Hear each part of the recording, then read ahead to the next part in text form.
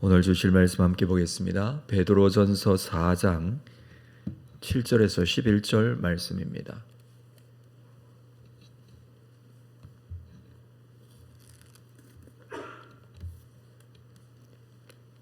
베드로전서 4장 7절에서 11절 말씀을 한 절씩 교독하겠습니다. 만물의 마지막이 가까이 왔으니 그러므로 너희는 정신을 차리고 건신하여 기도하라.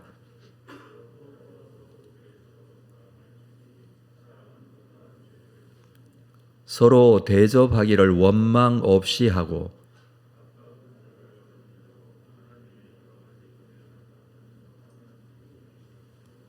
함께 읽습니다. 만일 누가 말하려면 하나님의 말씀을 하는 것 같이 하고 누가 봉사하려면 하나님이 공급하시는 힘으로 하는 것 같이 하라. 이는 범사에 예수 그리스도로 말미암아 하나님이 영광을 받으시게 하려 함이니 그에게 영광과 권능이 세세에 무궁하도록 있느니라. 아멘. 베드로 사도가 편지를 보내던 초대교회 당시 성도들은 극심한 고난 속에 있었습니다. 그러나 베드로전서를 우리가 읽어가면서 베드로 사도가 권면하는 것은 우리가 예수 그리스도의 고난을 생각하고 1절에서는 이 4장 1절에서는 그리스도께서 육체의 고난을 받으셨으니 너희도 같은 마음으로 갑옷을 삼으라 라고 했습니다. 예수 그리스도께서 육체의 고난을 받으신 것을 생각하고 너희도 마음에 작정을 하고 갑옷을 삼듯이 무장을 하라, 그런 의미이죠. 예수님의 고난은 가히 상상하기 힘들 정도의 고난이었습니다. 그 고난은 너무나 부당한 고난이었고 그리고 극심한 고통의 고난이었습니다. 우리에게 동일한 권면을 해주는 것으로 보여지는데 예수님을 따르고 예수님을 본받는 삶을 살아야 한다라는 것이 베드로전서 전체의 내용입니다. 예수님을 본받는 것이 무엇이고 또 어떻게 본받아야 할 것인지 여러 가지 권면들을 하면서 오늘 7절 이후에서도 동일하게 말해주고 있습니다. 7절에 보면 만물의 마지막에 가까이 왔으니, 만물의 마지막에 가까웠다. 이것은 때가 된 것 같이, 예수님의 재림의 때가 된 것 같이 종말론적인 삶을 살라라는 말이죠. 물론 이 베드로 사도 때로부터 시작하여 지금까지 2000년 동안 예수님은 재림하지 않으셨습니다. 그럼에도 불구하고 만물의 마지막을 사는 것 같이, 종말이라고 생각하고 사는 것 같이 그렇게 살라라는 것이죠. 그래서 너희는 정신을 차리고 근신하여 기도하라. 사실 이 삶은 예수님께서 그렇게 사셨습니다. 예수님의 기도의 삶은 늘 일상적이었고 또 정신을 차리고 근신하여, 기도 생활을 게을리해서는 안 된다라는 것입니다. 정신을 차리고 기도할 때에 사실 이 정신을 차리고 기도하는 삶의 모습이 마지막을 사는 것 같이 기도하는 그런 모습이 필요하다. 이것은 예수님께서 하나님 앞에 기도의 삶을 통하여서 늘 자신을 돌아보고 하나님과의 관계를 유지하고 마지막인 것처럼 그렇게 사신 것, 우리가 그 예수 그리스도를 본받는 삶을 사는 것이 필요하다는 의미에서 이렇게 권면하고 있죠. 뿐만 아니라 초대교회 성도들 서로 바라보면서 8절에 보면 무엇보다도 뜨겁게 서로 사랑할지니 사랑은 허다한 죄를 덮느니라. 뜨겁게 서로 사랑하라. 이 여기서 기록하고 있는 사랑은 여러 가지 사랑 중에 헬라어의 이 아가페 사랑입니다. 이 사랑은 거저주는 사랑, 그리스도께서 우리를 사랑하신 사랑이죠. 그래서 그리스도를 본받아라라는 것인데, 예수님께서 십자가에 죽으시면서 우리를 사랑하신 그 사랑으로 서로 사랑하고 살라. 성도들은 고난 속에 있으면서 힘들고 어려운 그런 시간들을 보내면서 서로 사랑하지 못하고 서로 질투하고 시비하고 경쟁하고 서로를 비판하고 그렇게 살 것이 아니라 어렵고 힘든 이 종말의 시간과 같은 그런 시대를 살아가면서 서로 뜨겁게 사랑하는 삶을 살라. 이 사랑, 예수 그리스도께서 우리를 사랑하신 그 사랑을 받은 그 사랑의 힘으로 사랑하는 것입니다. 그러니까 우리가 사람을 사랑하고 공동체 안에서 서로 사랑하는 모습은 예수님께서 우리를 사랑하신 그 사랑의 힘과 능력을 의지하고 그것을 본받고 사랑하는 것입니다. 예수님께서 나를 어떻게 사랑하셨는지 깊이 묵상하는 것이 그래서 필요합니다. 예수님과 나와의 관계 속에 예수님의 사랑이 내 가슴 속에 깊이 담겨질 때 사랑할 수 있는 힘과 능력이 생기는 것이죠. 그 사랑을 받아본 사람으로 나를 어떻게 사랑해 주셨는지를 아는 사랑으로 서로 사랑하라. 그것이 뜨거운 사랑이 될 것입니다. 그래서 사랑을 받은 자로서 우리가 서로 사랑할 수 있어야 하고 사랑하면 많은 문제가 해결이 됩니다. 여기서 허다한 죄를 덮느니라. 이것은 사랑하면 죄를 지은 자도 회개를 하고 사랑하면 서로 가지고 있었던 오해도 풀리게 되고 사랑하면 가지고 있는 공동체적인 여러 가지 문제들이 해결이 됩니다. 사랑이 없기 때문에 생겨나는 많은 문제들이 있고 이해하지 못하고 받아들이지 못하는 것이죠. 그래서 교회 공동체 안에 가지고 있었던 여러 가지 문제들, 비록 극심한 고난 속에 있던 초대 교회 성도들이었지만 그때도 교회 내에는 문제들이 있었습니다. 서로 힘들어하고 관계가 어려운 그런 관계들이 있었지만 그 문제의 해결은 예수 그리스도를 본받아 그 사랑을 가지고 서로 사랑하는 것이라고 가르쳐주고 있습니다. 자, 그것에 대한 구체적인 예를 9절에서 하나 얘기를 하고 있죠. 서로 대접하기를 원망 없이 하고, 이 말은 대접을 잘하는 자가 되라라는 것인데 원망 없이 대접하라라고 합니다. 초대교회 시절에는 이 순회 전도자들이나 사도들이나 교사들이 교회를 방문하는 경우가 많았습니다. 흩어져 있는 이 소아시아 지역이라든지 또는 이스라엘 지역 이외의 먼 곳까지 전도 여행을 하면서 이렇게 복음을 전하는 사도들뿐만 아니라 순회 교사들이나 복음 전파자들이 꽤 있었습니다. 자, 이런 사람들이 교회를 방문하게 되면 그러면 성도의 집중에 한 집에 머물게 되는 경우가 거의 대부분이죠. 그럴 때 손님 대접을 해야 하는데 이 일을 원망스럽게 생각을 하는 사람들이 있다는 것입니다. 왜 나만 이 대접을 해야 하는가? 이런 생각을 할 수가 있겠죠. 그래서 여기서 대접하라는 것은 앞에서 말한 사랑하라라는 것의 구체적인 상황입니다. 대접을 잘하는 것, 이것도 그리스도를 본받아가는 것이다. 왜냐하면 그리스도께서 우리를 사랑하시고 우리를 그렇게 대우해 주셨듯이 우리가 나그네를 대접하고 그 사랑의 모습을 실천하는 것, 이것을 베드로 사도는 구체적으로 권면을 하고 있습니다. 이어서 10절 말씀을 보면 각각 은사를 받은 대로 하나님의 여러 가지 은혜를 맡은 선한 청지기 같이 서로 봉사하라. 사람들에게는 맡은 각각의 은사가 있습니다. 그 받은 은사대로 선한 청지기가 되어 봉사하라 라는 것입니다. 은사는 하나님께서 값없이 주신 선물이죠. 그 사람만이 받은 은사가 있습니다. 은사를 주신 이유는 주님의 몸된 교회를 세우기 위함입니다. 그래서 우리는 한 교회의 성도로서 교회의 한 부분을 책임지는 사람이 되어야 합니다. 느헤미야서를 보면 성벽을 중건하는 일이 기록이 되어 있습니다. 예루살렘 성벽을 다시 세워나가는 이 일에 백성들이 자기 집 앞에 자기와 관련된 부분들을 맡아서 한꺼번에 이렇게 성벽을 세우는 모습을 볼 수가 있는데, 그랬기 때문에 성벽을 세우는 기간이 52일 만에 세워지게 됩니다. 이건 굉장히 놀라운 기적과 같은 일이죠.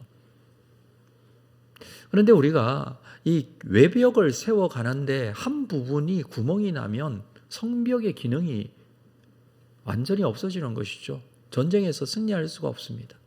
모두 다 함께 세워야 됩니다. 그래서 공동체, 교회라는 곳은 함께 하는 것이죠. 그래서 자기가 맡은 성벽과 같은 내가 가진 은사로 감당해야 될 부분, 그 책임감을 가지고 교회를 함께 세워나가는 것이죠.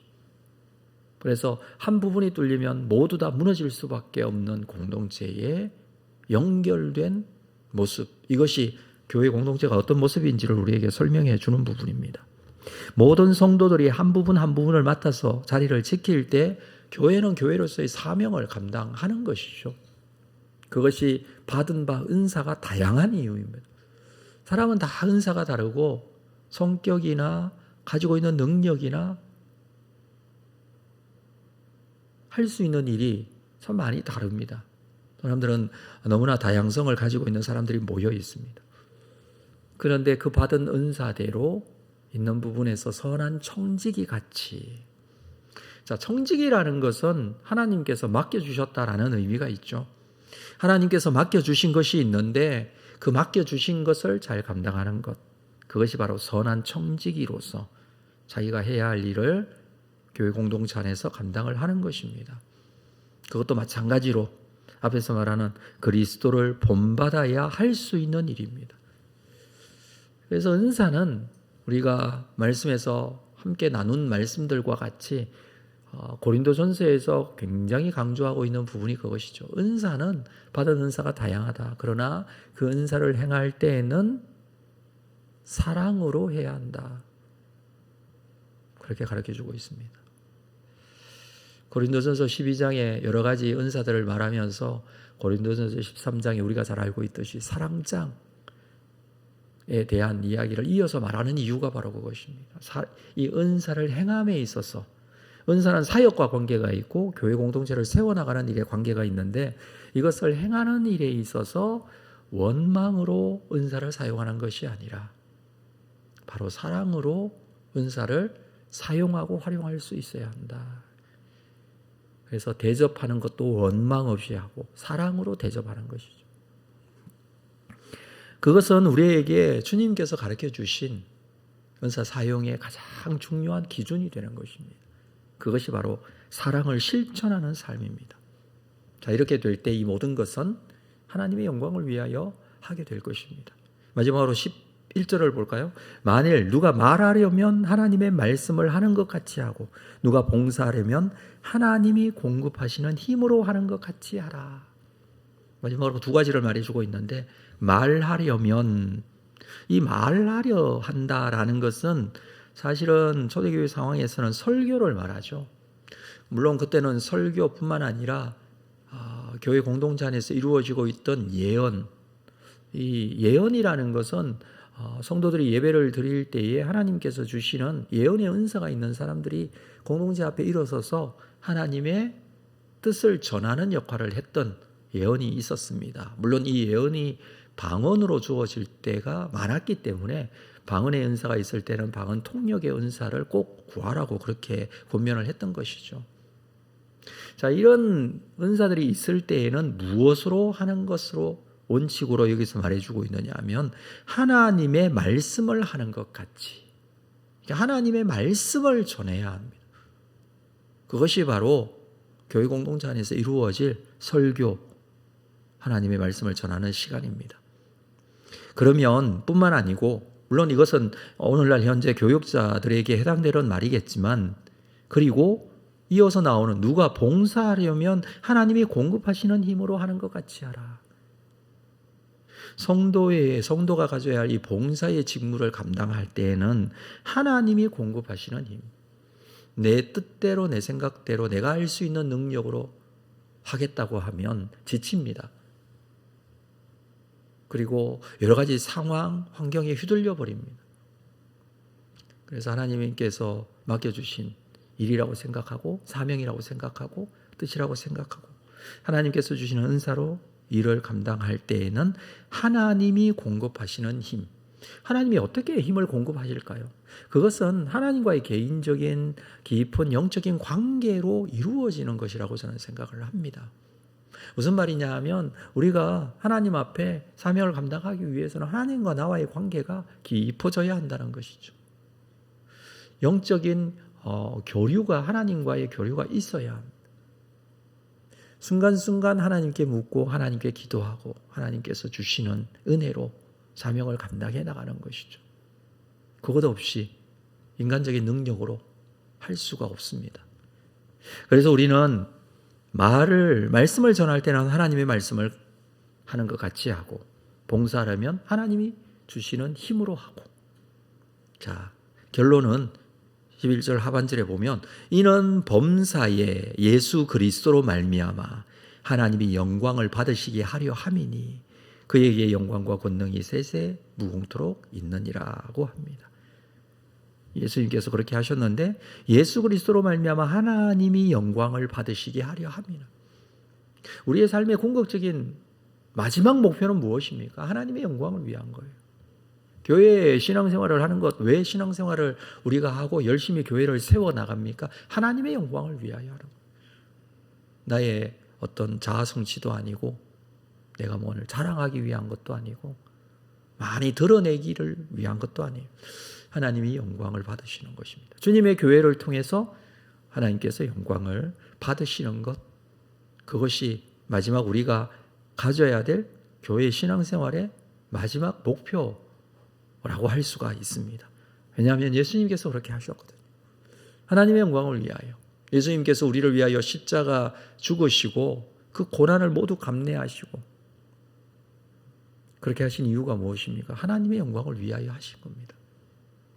내가 이렇게까지 너희를 사랑하고 너희를 구원하였으니 예수님께서 무슨 자랑을 하셨습니까? 그것을 통하여서 무슨 자아성취를 하셨습니까? 아니죠. 하나님의 뜻을, 하나님의 영광을 이루어가는 그런 모습이었습니다. 우리가 그 모습을 따라가는 것.